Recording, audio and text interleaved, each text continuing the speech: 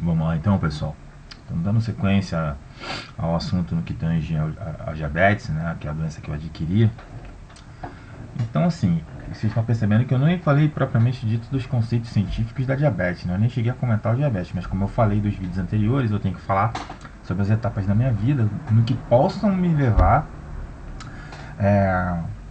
à somatização da doença, né? Então eu estou indo pelo crivo do pensamento da psicossomatização. Então, desde o processo de fecundação, né, do espírito, do processo de fecundação, do nascimento e da finalização da era da criança infantil, agora entrando no aspecto da adolescência.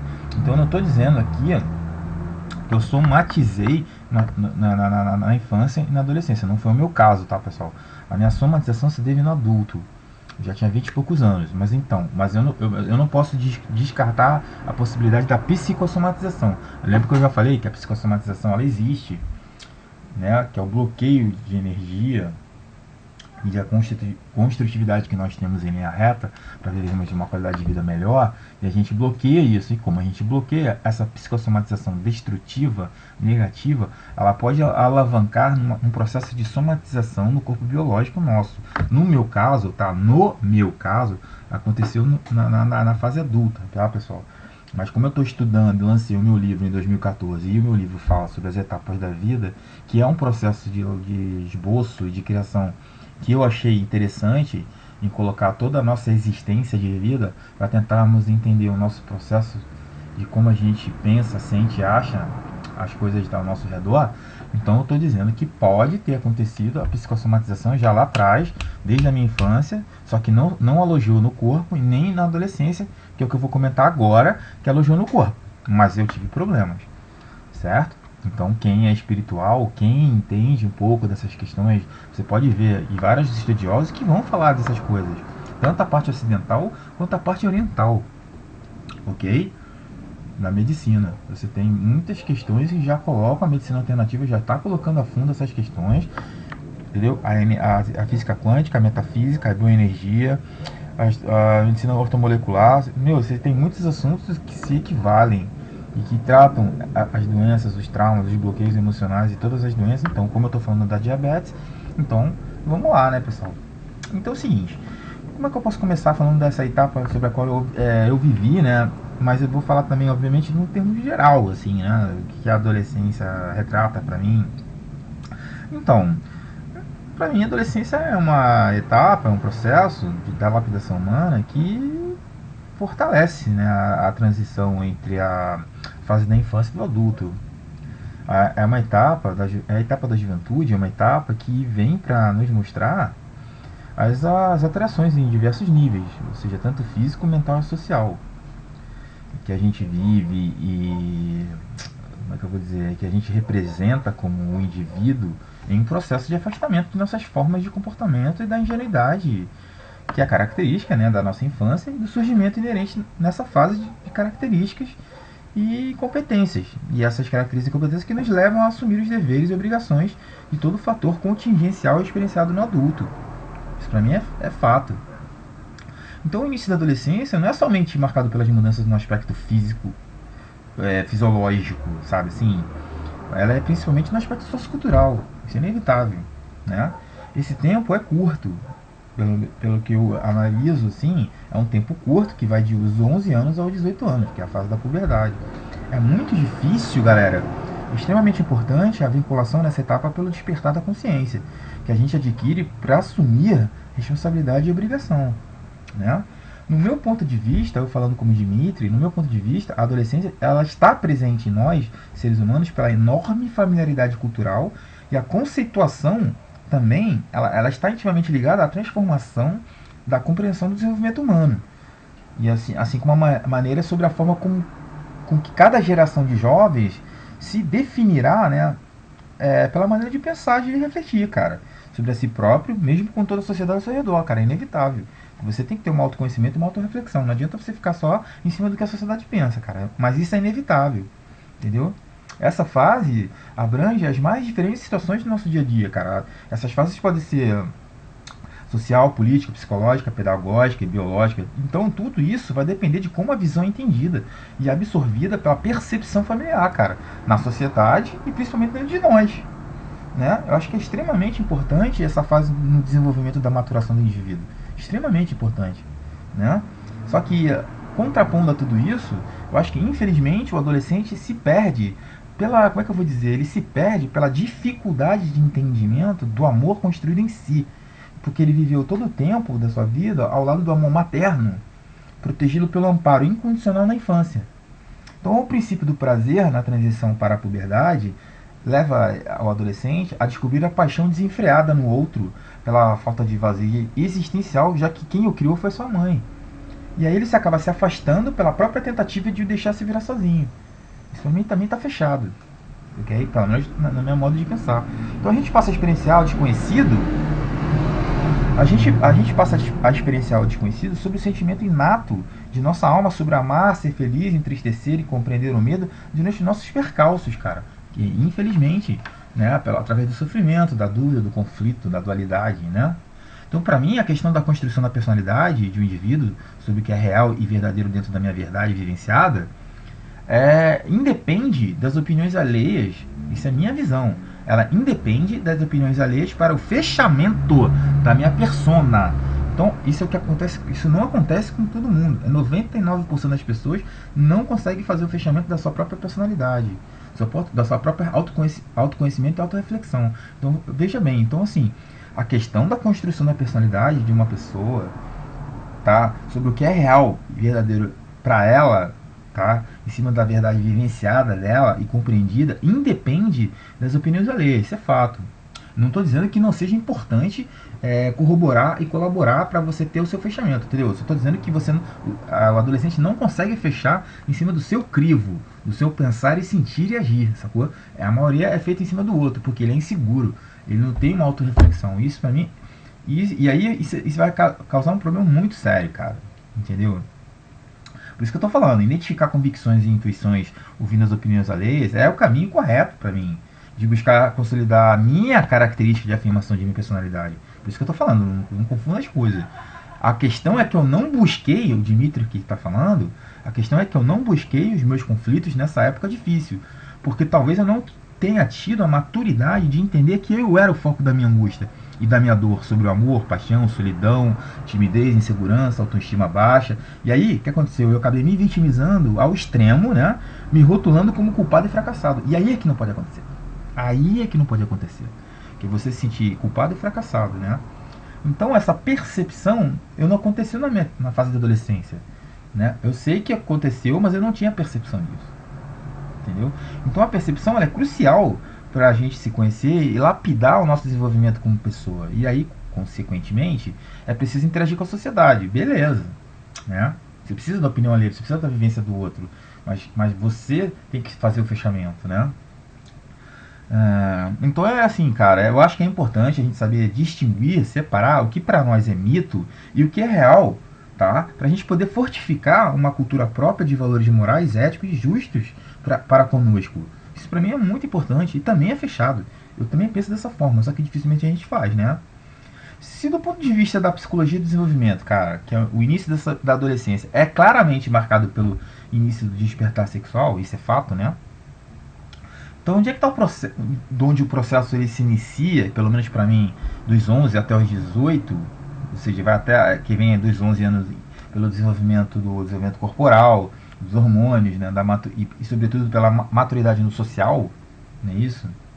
Que inclui também a entrada no mercado de trabalho, assumir o papel de adulto, que isso existe na adolescência. Então, será que não é preciso de fortes raízes no que tange aos princípios e valores familiares no contexto sobre a vida no social, sexual, político e cultural, para que a gente possa, o adolescente, possa se embasar e experienciar por conta própria as diferentes etapas para o seu autodescobrimento, principalmente a sexualidade? Isso é uma boa pergunta. Será que a gente tem força sozinho ou precisa de uma base para poder sustentar esses princípios e valores pessoais para fechamento da sua persona? Isso é muito importante. E isso não acontece. Desculpa, mas isso não acontece. Então, nesse interim, né? Interim ou interim? Sei lá. Eu acho que é interim, né, pessoal? Então, nesse meio termo, né? Como é que eu vou. Como crescer? Essa é a ideia, né? Como é que eu vou colocar assim? Como é que a gente vai crescer e não ter medo de uma relação sexual com o outro e a capacidade de nos mantermos úteis pelo nosso trabalho, já que vivemos integrados na sociedade? Como é que eu vou crescer e não ter medo diante disso, cara? Enfim, é importante essa pergunta, né? Que eu acho que é um fator interessantíssimo e crucial nessa fase, porque se a adaptação com o social é benéfico, é porque precisamos entender, concorda, a viver coletivamente. E aí, e a trocar experiências para nos mantermos saudáveis, corpo e mente sã. Lembra dessa frase asiática, oriental, que é importante? Então, só que tem várias perguntas que a gente pode fazer. Quer dizer, como é que a gente pode estar bem adaptado socialmente numa sociedade doente, sufocada pelo egoísmo do mais forte, do orgulho e da competitividade nociva, que é isso que existe na nossa sociedade, que é uma merda, concorda? Do passar a perna no outro, para obter nossas realizações e desejos pessoais. Como é que a gente faz aí, nesse meio termo? E aí? Não é difícil? Porque se a sociedade está corrompida pela inversão de valores, cara, pela falta de princípios educacionais, pela exploração da mídia com as informações sensacionalistas e noticiários que somente nos trazem violência e corrupção, faz o que, cara? Como é que a gente vai fazer da maioria de uma população carente, de uma desigualdade social absurda, cara, uma real noção racional, concorda? De reflexão para sermos cidadãos mais justos, igualitários e éticos para um caminhar saudável em meio ao caos? Porque a gente não vive num caos. Então a gente está querendo tentar trabalhar essa questão da adolescência e como ser uma pessoa que possa fechar a sua personalidade, o seu traço de personalidade, o seu caráter, com uma reflexão plausível, em cima, independentemente da verdade do outro e do viver coletivamente. Porque quem tem que fechar é você, como indivíduo. Concorda? Será que a indiferença comportamental de toda uma sociedade envenenou nossas reais identidades? Independente das etapas do nosso processo carnal aqui? Não sei, é uma boa pergunta, né? Como é que a gente faz para mudar um sistema de crenças e valores, pessoal? Como é que a gente faz com isso? Será que o processo não seria justamente o inverso? A gente tem a capacidade de refletir sobre o desejo de sentir a verdade dentro de nós para nos tornarmos livres em relação à imagem que idealizamos nos outros? Quando eu digo os outros, né? Família, sociedade, amigos. Será que não seria o real propósito de fortificar as potencialidades mais vivas dentro de nós para o caminho de autorrealização? Concorda ou não? São perguntas que eu faço. Se esse tal crescer significa mudar, então por que as mudanças necessariamente teriam que acarretar crises existenciais autodestrutivas em nosso íntimo, na adolescência? Entendeu? Concorda ou não? Não seria um contraponto dizer que a vida é simples e nós que complicamos? Isso é fato, né? Mas eu estou tentando contra-argumentar também. Isso não é um contraponto? É um contraponto, dizer que a vida é simples e nós que complicamos. Isso é fato, mas por que a vida é simples e nós que complicamos? Concorda ou não? Então por que nos destruímos durante a vida, durante um maremoto causado por fatores ambientais, lares, família, sociedade, mídia, TV e amigos? Por que a gente se destrói durante toda a nossa vida? Concorda? Então assim, eu gosto de filosofar e fazer perguntas, né? Então se a vida, como é que eu vou dizer, que pelo menos é o que eu penso, né? E eu, como eu não tenho certeza de tudo, mas sim da minha verdade, né? Então se a vida é um despertar para a consciência da existência, sobre os nossos pensamentos, emoções, sentimentos e ações, cara, então assim, por que esse caminhar é tão pesado em nossas costas, cara? Por que esse caminhar é tão pesado em nossas costas? Por que como uma mochila carregada de fardos, culpas, punições e julgamentos? Concorda? Por que a gente não continua o processo de progredir sem peso, assim como é feito o processo de nascermos pelados e livres para optar as roupagens que devemos usar? Concorda com o que eu estou querendo dizer? Isso é uma parte filosófica, cara. Por que a gente não pode continuar a nossa existência como uma criança que chora ao nascer? Sabe? Então, sei lá. Se a gente nasce e preserva o nosso instinto de sobrevivência, pelo menos o que eu acho, porque para sobrepor as defesas da nossa ingenuidade inconsciente, como eu já falei nos outros vídeos anteriores, né? Por que nós esquivamos, cara, do instinto? Essa é uma linda pergunta. Por que a gente se esquiva do instinto que é inato pela vida para sobrevivê-lo do martírio do prazer sem sentir para viver? Sobrevivência do tempo adquirido para nos obrigarmos a ter nossas responsabilidades como cidadão é a única forma, será, de nos sentirmos pleno pela vida? É uma boa pergunta. Será que a gente é feliz única e exclusivamente porque contribuímos para nos sentirmos realizados profissionalmente, assim como satisfazermos o desejo idealizado do que o outro almejava para nós? Não é isso que a maioria faz? Pelo menos é o que eu fiz na adolescência. E não é verdade, concorda? Por que tantos adolescentes, e eu me incluo nisso, carentes de amor, doentes da alma e infelizes, já que o mundo respira trabalho, dinheiro e sucesso, por que esta é a forma de ser pleno perante a vida? Será que a plenitude da sua vida se resume a realizações materiais? É uma boa pergunta. Enfim, galera, eu só tô querendo fazer perguntas porque eu não tenho a certeza de uma coisa absoluta, mas em sim de uma verdade relativa, né? Por isso que eu gosto de filosofar. Adoro esses assuntos, né? Porque a minha adolescência começou cedo, cara. Eu me mudei para um outro apartamento depois que eu fiz 9 anos. Eu lembro como se fosse ontem, cara. Era um prédio maior, tinha playground e tinha assim. Era um prédio de minha melhor infraestrutura, entendeu? Meu pai havia conseguido uma maior estabilidade financeira e a gente foi morar na Tijuca. Então era um bairro urbanizado, como é que eu vou dizer? Tinha vários, era rodeado de bares, parques, tinha lojas comerciais, era bem legal, cara. Então eu passei boa parte da minha adolescência rodeado de novos coleguinhas, brincava no playground e não via essa necessidade de irmos pra rua, saca? Ainda mais porque a gente vivia no Rio de Janeiro, uma cidade conturbada, cidade grande, né? A violência e a desigualdade social muito grande, muita gente, né? Então foi uma adolescência normal, creio eu, que eu pude melhorar minha timidez e meu lado introspectivo com a gurizada, sabe? Eu dei sorte, cara, sério, porque onde eu morava existia criança de várias idades e daí eu pude me virar com a diversidade da minha vida, até como briga, discussão, rixa de turminha, sabe aquela coisa? Pra querer aprovar o grupo, aquela questão de aprovação de grupo, sabe assim? Então assim, eu sempre fui, e contrapondo a tudo isso, sempre fui um cara imperativo, né? Talvez essa introspectividade inusitada da infância e do anseio em querer me tornar um adolescente rapidamente pode ter vindo pode ter criado essa hiperatividade, entendeu? Eu não sei, pode, né? O que mais que a gente pode falar? Também tem a questão da adolescência que a gente descobre o desejo e a paixão, né? Então tudo isso na vida tem seus pós e contras, entendeu? Que você acaba pensando racionalmente, acaba pensando sem ter razão e sim paixão, né? Que é uma coisa instintiva, como pela emoção. E isso eu não acredito muito, eu já falei em outros vídeos sobre a paixão, é diferente de amor, né? Então, assim.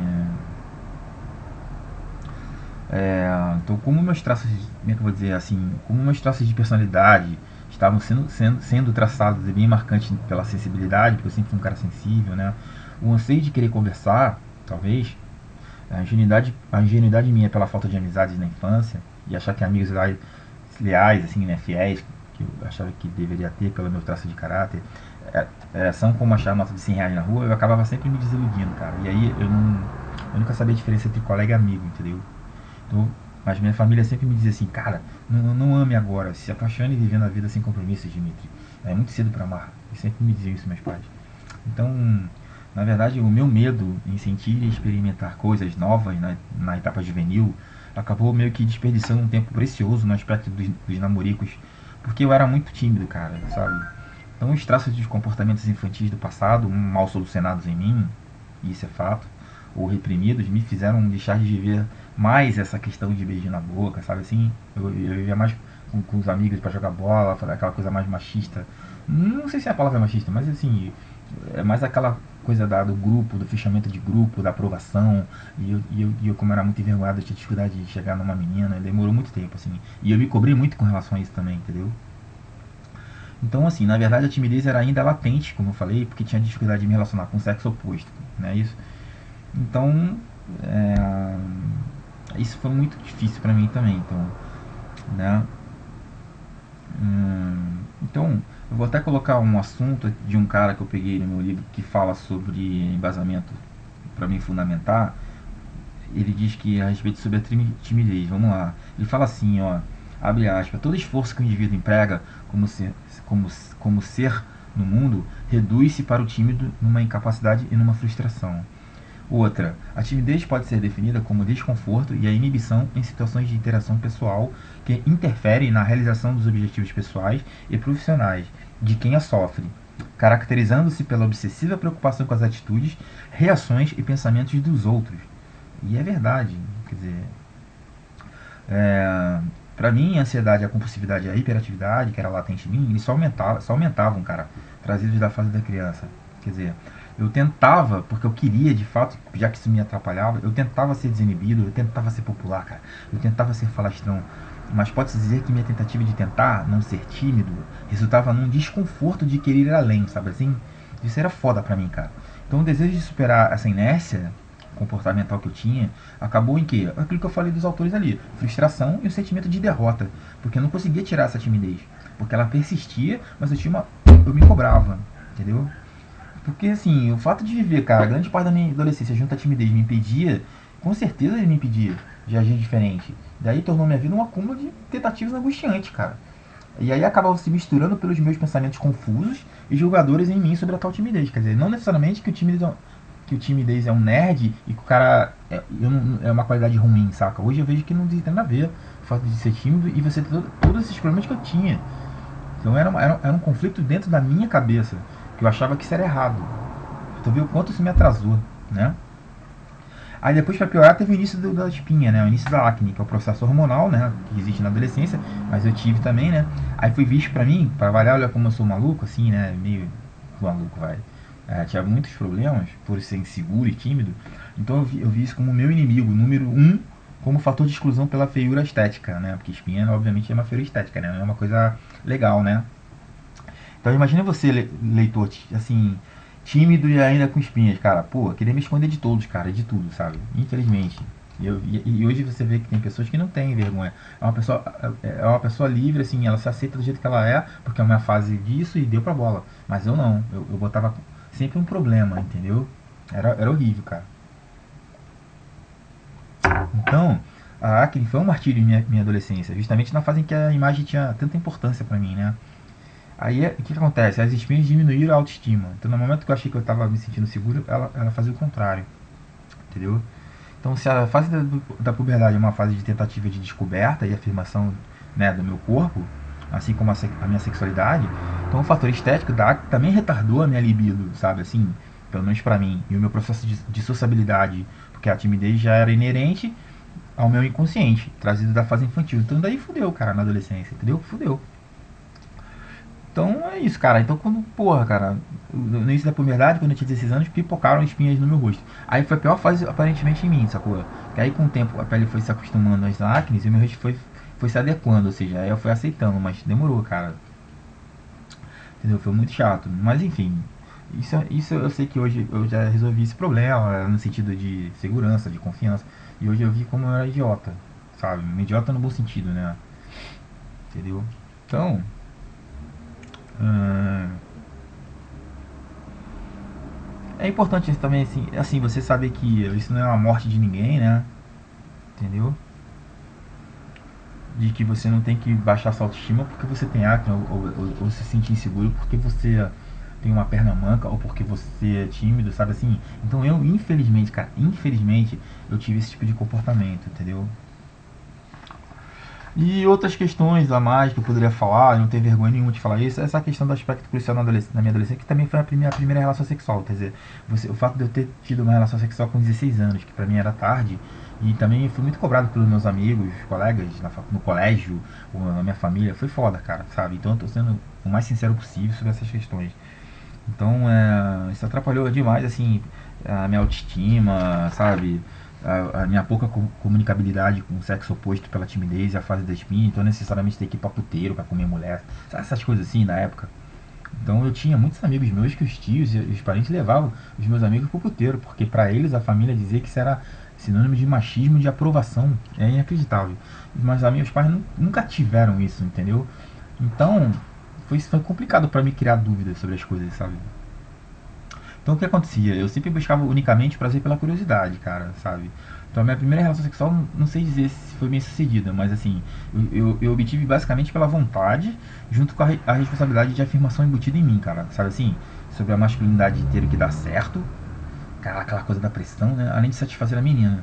Então, isso também dificultou a situação. Mas mesmo assim, eu não fui pra puteiro, sabe? E eu não fui cobrado pelos outros. Eu fui cobrado por mim mesmo, que também é ruim. Mas pelo menos eu fui cobrado por mim mesmo, não é isso? Aquela coisa do homem-máquina, de que a pressão emocional de uma sociedade inteira atrás de mim, no meu consciente, pensando, porra, sabe, isso é horrível e ridículo, né? Hoje eu penso que isso é absolutamente patético e ridículo, né? Mas enfim,